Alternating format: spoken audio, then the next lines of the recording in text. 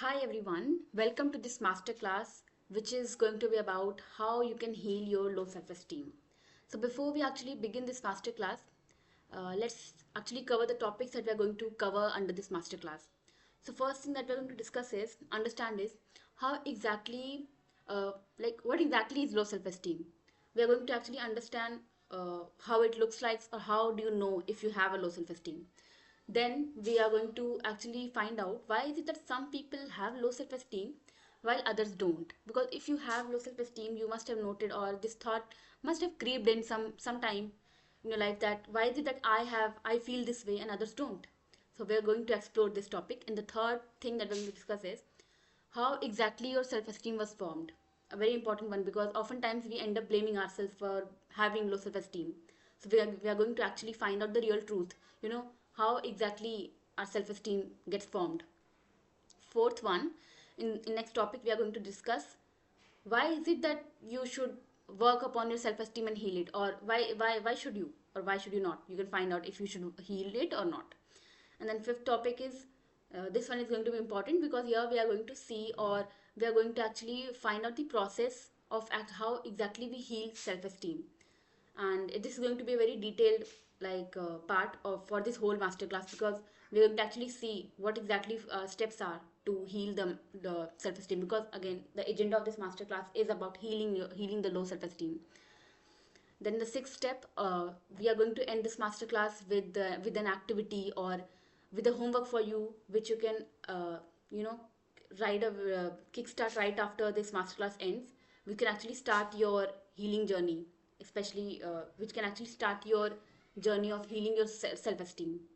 All right, so and before we actually begin, one thing I would like to clear out is that do not expect to get any immediate hacks or tips or fixes to heal or cover up low self-esteem in this masterclass. This masterclass is not going to be about that. No hacks, tips are going to be here. If you want that, you can actually just go to YouTube. You'll find several there. This masterclass is going to be actually a very detailed, uh, you know, we are going to uh, get into the details of low self-esteem, understanding why it is there, why one develops it, why one has it, how it looks like, how does the healing process looks like, and how you can start right away. What's the first step of healing it, which you can do, which you can start on right away. So, starting it right away, first topic that we have is what exactly is low self-esteem.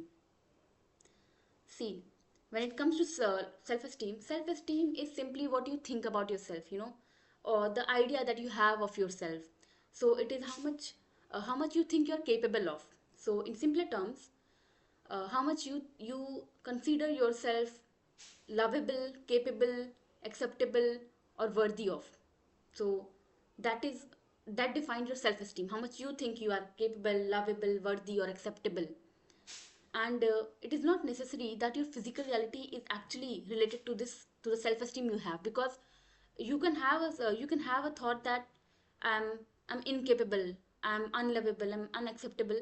At the same time, you could be very hardworking. You are somebody who's very hardworking, or you are at a very good position in your workplace, but internally you have all this feeling that I'm incapable, even though you are performing great, not exactly great, but you're putting you're putting all your effort into the work, but and you are coming off as a very hardworking person, but internally you have this feeling I'm incapable, and that is eating you up, exhausting all your energy. So it's not necessary that your low self-esteem is going to be visible to other people all the time. So it could be that in some cases the intensity could be so much that other people can actually sense, okay, this person has a low self-esteem. In some cases it could not be, because you have become so used to of having these feelings, these inferior feelings into you, having low self-esteem, that you have become so like you have learned so well to appear, put together, cover up that low self-esteem, that sometimes people just do not even realize that you have a low self-esteem, and it doesn't really matter whether people can sense it or not, because self-esteem is very intrinsic thing, intrinsic concept. It is Self-esteem is something that's very internal to you. It's like a programming set deeply into you. So and so it's not necessary if it's visible or not visible, because it is within you, it stays within you. So its after effects are also only visible or felt by you. um, Next, moving on to, let's understand what exactly is low self-esteem. Like we just discussed self-esteem and how it is the concept of self-esteem. So when it comes to low self-esteem, or how do I know that I have a low self-esteem, and how do I know its intensity? See, when it comes to self-esteem, one can either have a healthy self-esteem or a distorted self-esteem. For the healthy self-esteem, we also use the term high self-esteem. Now, what happens here is, when you have a high self-esteem, it doesn't mean that you think very highly of you. No, it doesn't happen that way. What simply happens is that you have a very healthy relationship with yourself. It's not that you have a belief that I'm perfect. Rather, what happens is you accept yourself as you are. You accept yourself with all the flaws, with all the strengths.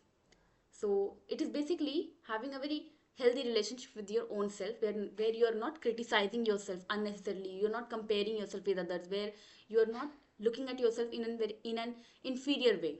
That all of these things are not happening when you have a high self-esteem.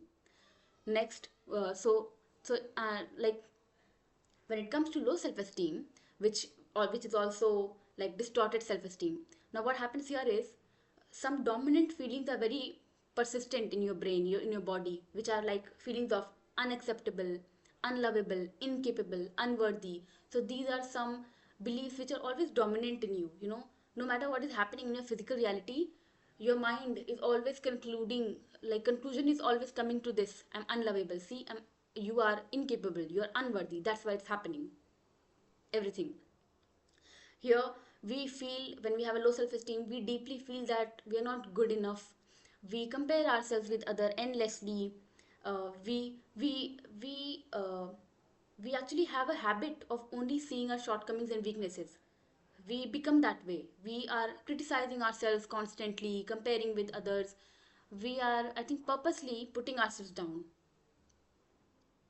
This is what happens when we have a low self-esteem, where we feel that we're undeserving. All in all, you start to think very low of yourself. So it's like having a not so very healthy relationship with your own self. And while we're discussing low self esteem, one thing I would like to bring out here is that, see, when it comes to issues like, see, self issues like self esteem, self confidence, self belief, or lack of self love, see, all these issues are very related to each other. These are all self related issues. So I'm sure if you have a low self esteem, you might also be having problems of self confidence, or lack of self love, or self belief. So what happens is, see, all these issues are very surface level problems. If and when we go deep down, we'll find out that all these problems are originating from the same base. So base is actually the foundation of all these issues, are actually same, which is your relationship with yourself. So no matter which topic you choose to work upon, so like here we are actually talking about healing self-esteem, low self-esteem. So if we work upon this, we'll be actually working upon the foundation, which is how your relationship with yourself is. So once we start working on this, and it will start healing, once we start the work, few like in some time it will start to heal. And once this starts to heal, you will see that not just your self esteem, rather you will start to see improvement in all areas of your life. You will start to see that your issue, that your confidence, your self love, how much you love yourself, all of these will start to heal simultaneously, because that's the that because that's the truth. All of these issues somewhere originate from a place of how your relationship with yourself is. So when once we work upon your relationship with yourself, all these will start to heal. And I think that's the good part of working on yourself. No matter what you choose to work upon, all your area will you will start to see improvement in all of these areas. Okay, so moving to the second topic that we had. Now, why is it that some people have low self-esteem and others don't? So if you have low self-esteem, I'm sure this thought must have creeped into you like some time of your life, that because when you have low self-esteem, there's so much chaos in your mind, and you're so much consumed in your own self, in your own thoughts, battling that inner critical voice, that you sometimes wonder that why is it that my friend, this colleague, have doesn't feel the same way. Why don't they feel the same way? And you can actually sense that the chaos that I have, the overthinking that I'm doing, the critical voice that talks to me every time, it's not happening with them, because you can see them very carefree, uh, doing or going for the things that they want to without second guessing or thinking too much, unlike us, which we are doing. So this thought often comes up into our mind, that why is it that they do not have low self-esteem, and why is it that we have? So before we explore that, I think I would like to bring out one myth that I had on my journey. So when I had low self-esteem, one myth that I had was, I used to think that I was born with this low self-esteem. I used to think that I was born this way. I was born with underconfidence. Like I used to think that there is no solution. I was born this way. I was born to live this way. At the same time, thinking that others are perfect. So whoever I was seeing, not having, not being like me, I used to think that they are perfect. They were born with high self-esteem. They are born confident. They are born to rule. They are born to shine, unlike me, because I had such a distorted self, image, such self-esteem. So if you also think same way, that you are born with low self-esteem while others are born with high self-esteem, I would like to take this time here and bust this myth for you, because it is not true. You, other people are not perfect. You are not damaged. Other people were not born with high self-esteem, and you were not born with low self-esteem, because self-esteem is something that we actually develop in the early stages of life. This is something that I was never told, that I never came across, I think, until recently, even this fact that self-esteem is actually something that we develop in our very early stages of life. And factors like your environment, you grow up in, the people who surround you in your tender days, younger days, these are some of the factors which actually, uh, you know have have a hand in shaping the kind of self-esteem you grow up with or you develop. All right. So let me just take an example to explain this. So suppose there is this person A. This person A has, suppose they have parents who have a habit of praising this person A whenever they do or achieve something. So, and let's assume that this person is very average in, suppose in one craft, suppose in painting. This person is very average in painting. So they have a competition in, suppose, their school. They go, they participate, they don't win, but they participate and make something, and results come out, they do not achieve any rank. But when their parents see, like, see their child's painting, this person's a painting, they have, since they have a habit of praising the child, they praise their child for the efforts he put in. They end up praising them, for the effort, for the painting they made. So now, when this person A, even though they're average at doing at that craft or skill, when they grow up, they will have a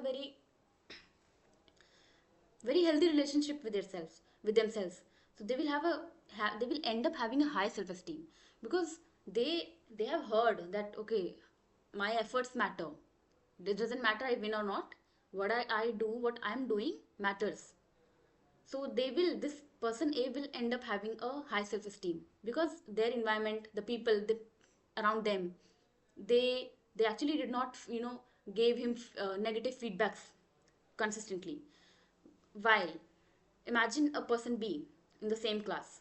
Let's assume that this person B is very skilled at that craft. Suppose painting, drawing. He is very skilled at painting and drawing. He wins that same competition. He draws a painting and he does win.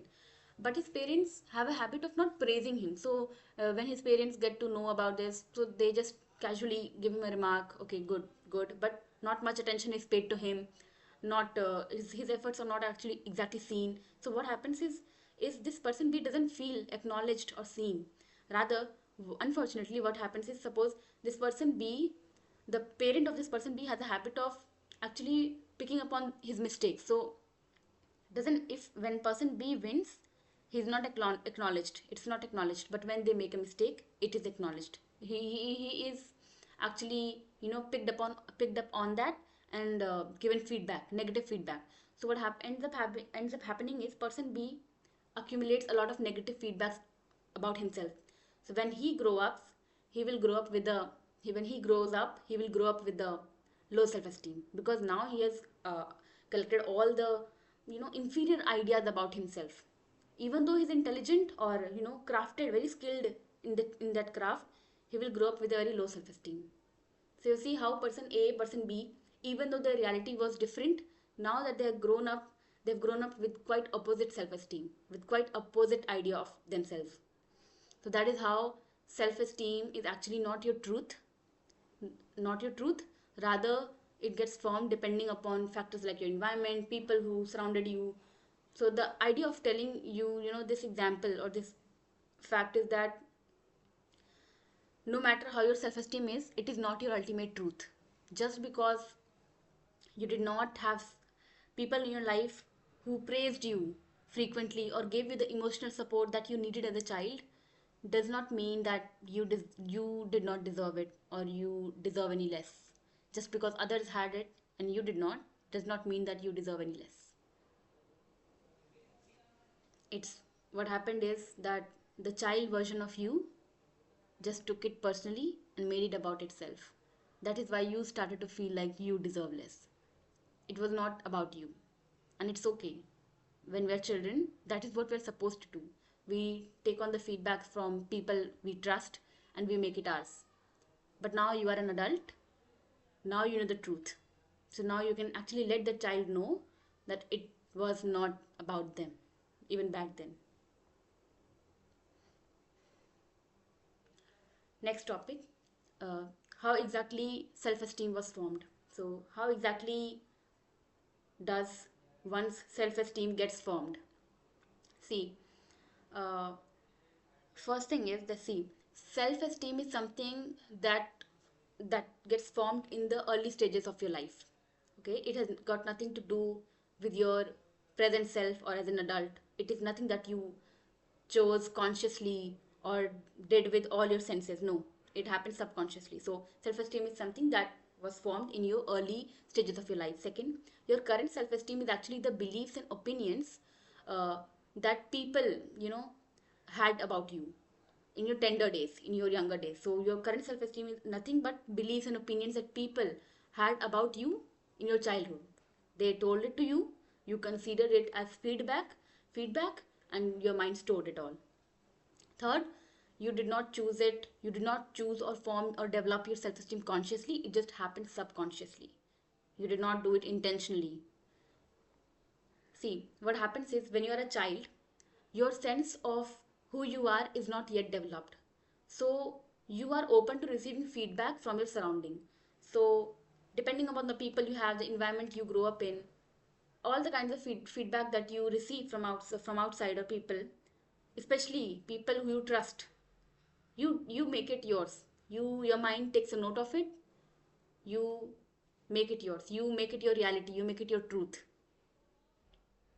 So, if you did not feel seen or did not get the emotional support from, people, from people in your childhood, you end up forming beliefs that I'm not deserving of love and attention.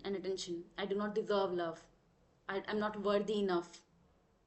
So you see how self-esteem is exactly gets formed, It actually dates back to your childhood, younger days, when when when your job was to actually collect how you are from your outside, from your surroundings.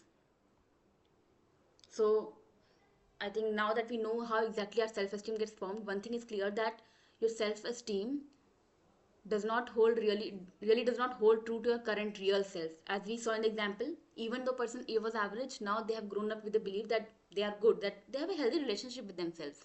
And even though person B was very crafted in one skill, even after that they have grown up with the belief that I'm not good, I'm incapable, I make mistakes, all of these beliefs. So you see, your self-esteem is not your reality, especially your current self. It is not your reality. It is just something which was formed years ago, and we are still operating from that rules.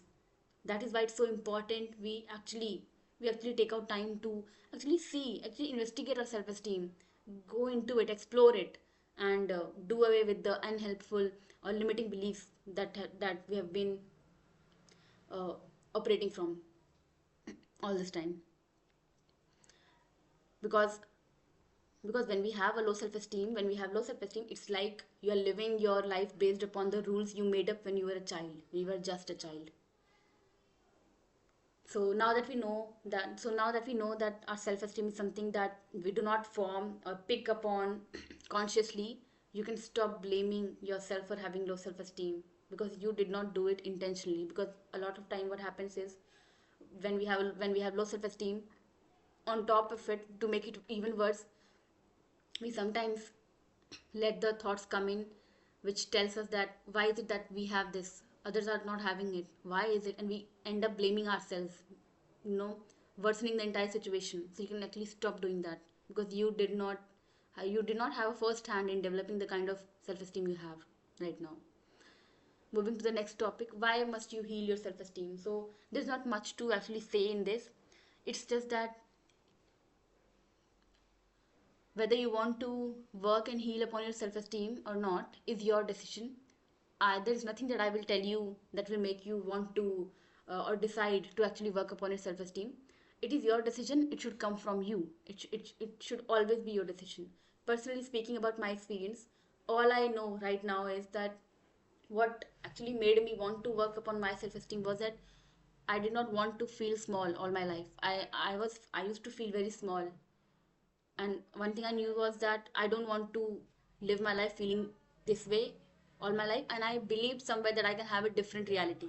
I wanted to have my space, I wanted to have a better reality. And so I just made a subconscious decision that I want to improve, that I want to heal my self esteem. And so it happened. It doesn't matter what time it took for me to actually find the exact right time, but it happened. I eventually healed my self esteem to the point where I love myself today. I love myself unconditionally, so much so that I'm ready to actually jump into things which the child me, the kid me, would have never imagined I would do. Things like here, speaking on camera.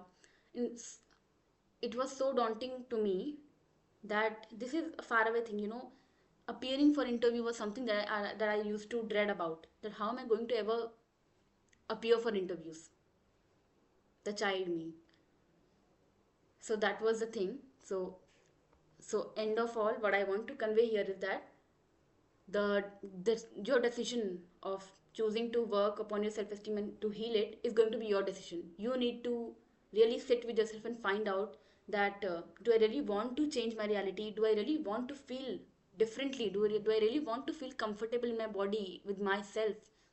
Do I want to actually have a better relationship with my own self? It's going to be your decision. Because understand that a lot of people have low self-esteem, and it's not necessary that all of them choose to heal it. So it is going to be your decision. I leave it upon you.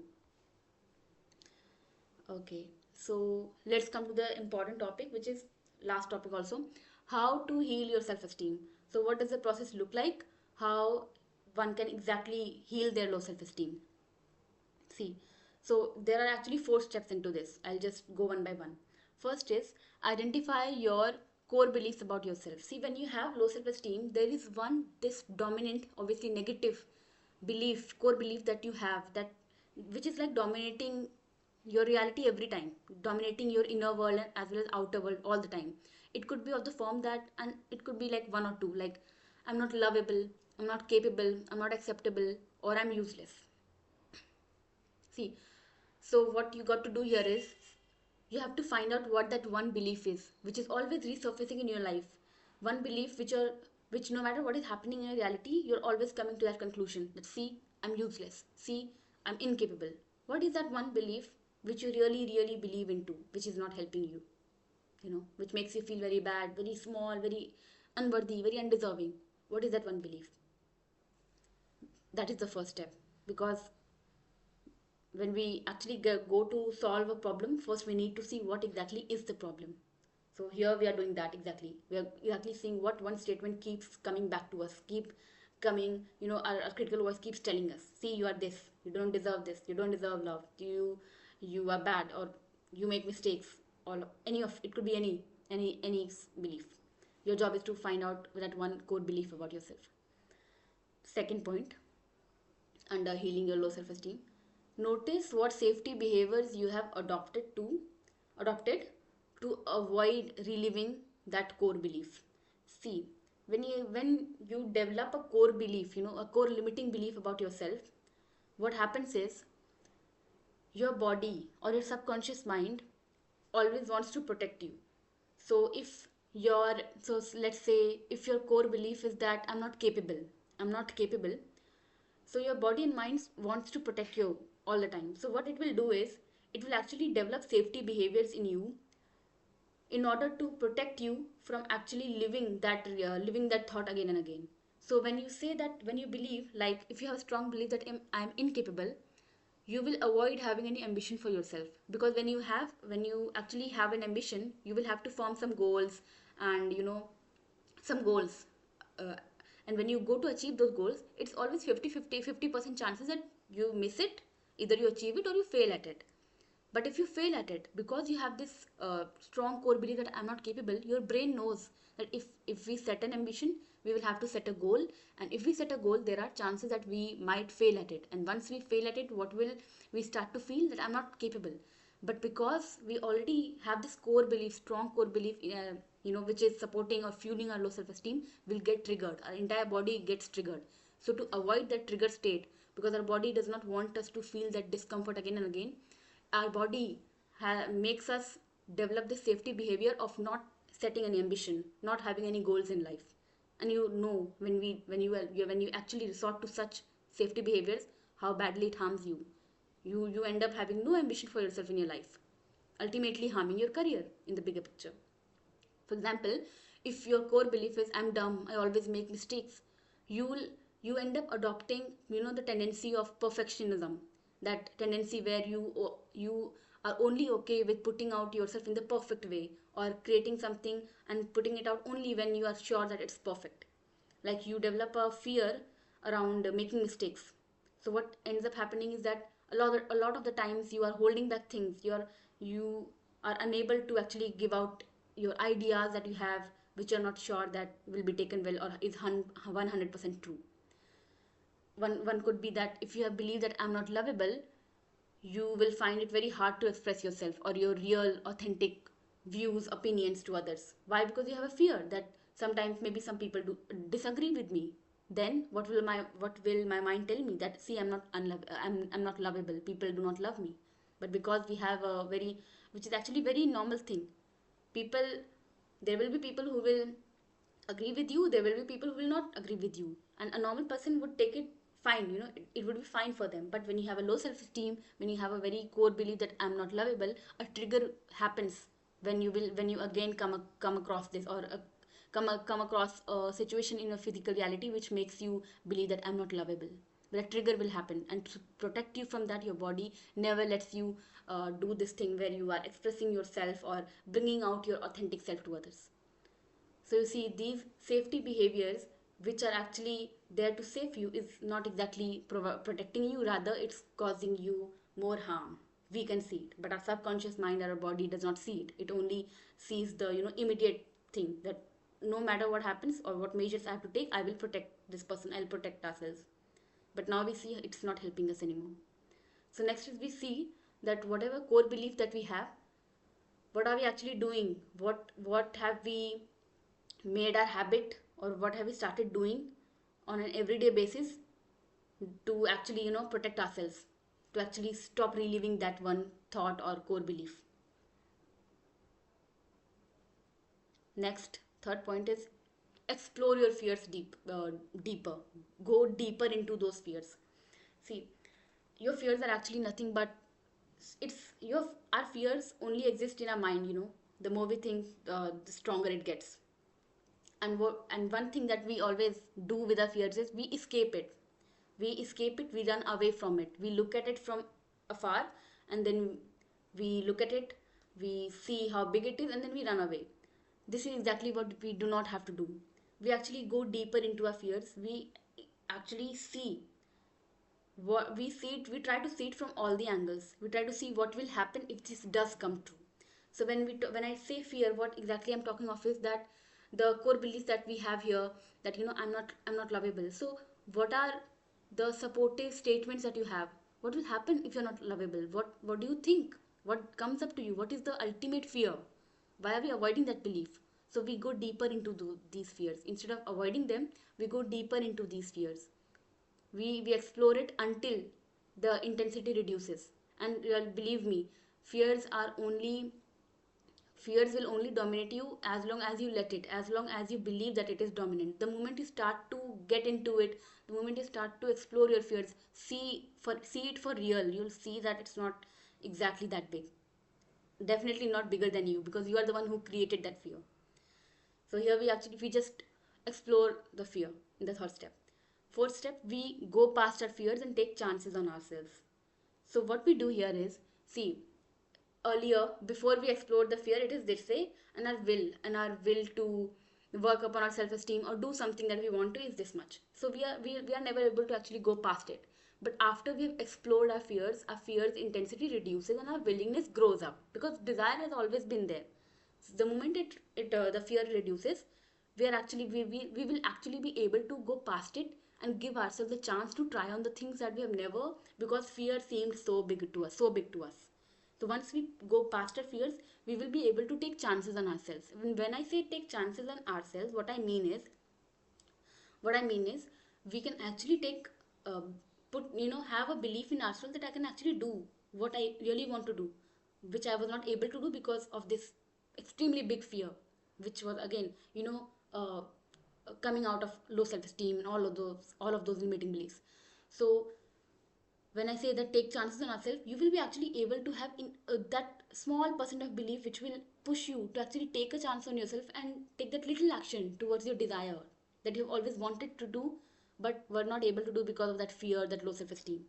So, and once we are able to do that, what happens is you will actually start to gain evidences in your physical reality. And any belief that we know, any new belief, when we form any new belief, the moment our body starts to gather physical evidences, it starts to see evidences in your physical reality, the more that belief gets strength, the more it strengthens over time. And that is the key, that is the secret to it. First we do the belief work. We do the belief work enough to have you, or to actually get into a state where we are ready to offer ourselves a chance, or to take that small risk of actually showing up, doing what we have been fearing to do. Once we do that, even very little, does not matter what result comes out at, because once you actually see or experience yourself taking step for your own self, to actually heal your self-esteem and take chance on yourself, that will be enough. The courage that you will show towards healing your own self, or the result would not matter whether you were able to express yourself fully or not, whether whether your opinion was taken well or not. It will not matter anymore. Once you're done with that, once you expressed yourself or your opinion, even after having that little fear inside you, that feeling would be enough for you to trust that I can do it. I had been fearing doing this from all this time because of that dominant belief that I'm incapable, I'm unlovable. But see, I can do it. I just did it. I just did that. That is going to be enough for you to keep you going. And as little by little, those little actions over time, that new belief that we form, it strengthens that new belief so much that when you look back, you will see how your self-esteem actually gets healed, because self-esteem is nothing but a lot of limiting beliefs in place there. So the moment we actually overcome one of those low self-esteem, and instill a new belief there, you will actually see how a shift in your self-esteem would come, and that is something that will shift your reality too. Okay. Okay, one thing I would like to mention here is that because when you start on your journey of healing your low self-esteem, one thing that you will notice is that you will have a will to heal your self-esteem. At the same time, there will be a voice creeping in which will try to pull you back. A resistance will keep showing up, that which will tell you that let's not do it. It's too uncomfortable. Why are we doing this? It was so much fine. It was so much safe back there. Let's go back.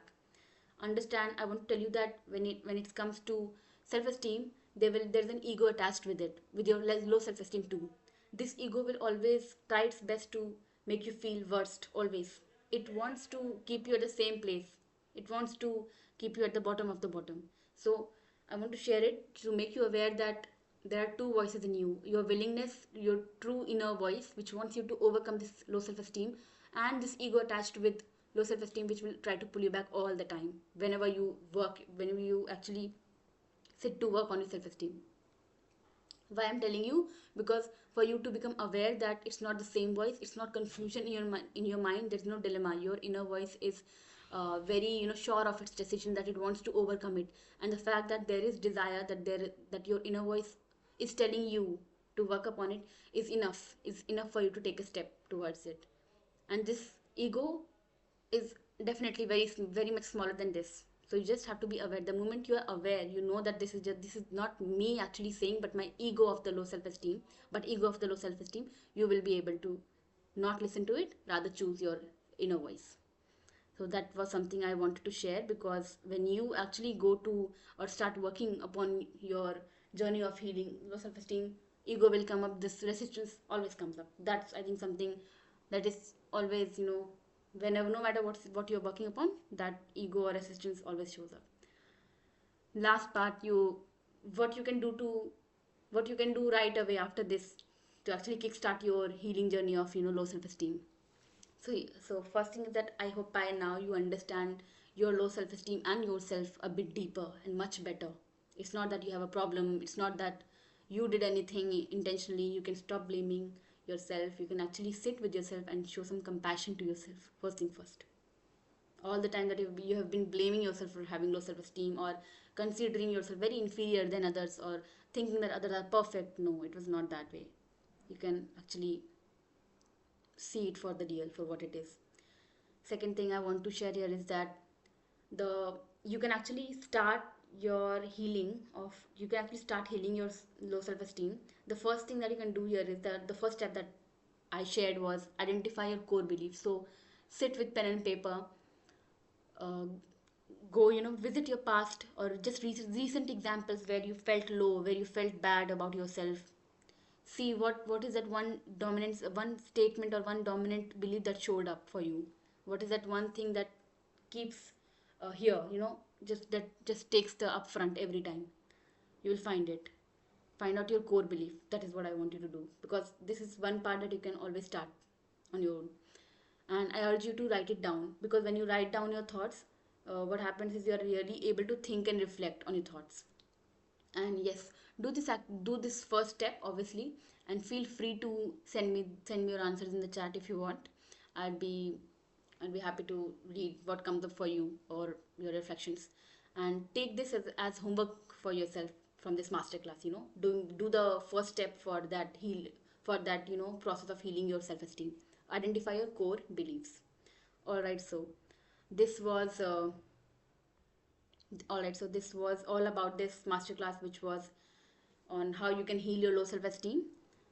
So do this activity, do the homework that I shared, and feel free to send me the answers. And I've also created a PDF on the same. If you want that PDF, just DM me PDF and I'll send it to you. All right, then I'll meet you in the next masterclass. Bye bye.